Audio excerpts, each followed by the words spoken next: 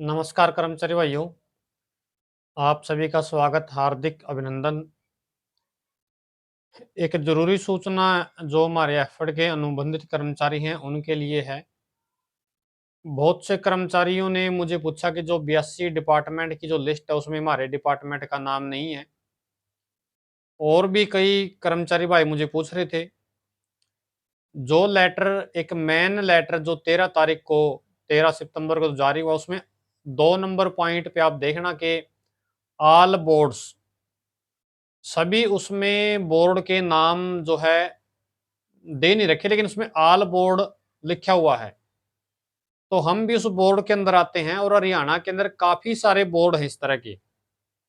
काफी सारे जो है इस तरह के बोर्ड बना रखे हैं।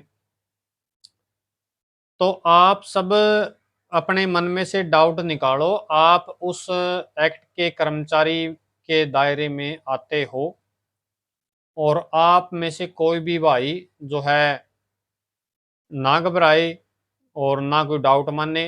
दूसरा क्वेश्चन कर्मचारी भाई ये पूछ रहे थे कि गोदाम खाली हो जाएंगे तो क्या हम फिर भी नहीं हटेंगे।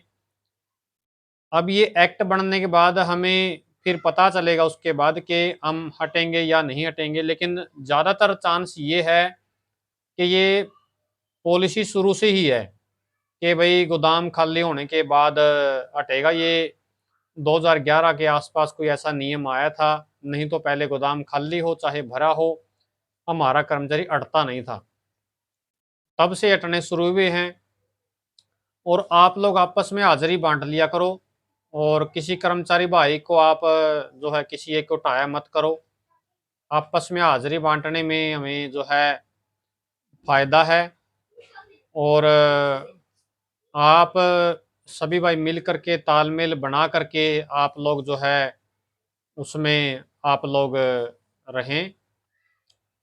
सभी भाई आपस में जो है तालमेल बना करके थोड़ा थोड़ा हाजिरी बांटने की एडजस्टमेंट करो। जब गोदाम खाली होता है आप लोगों की अच्छी तनख्वाहें हो जाएंगी और आप लोग उस दायरे में आते हो।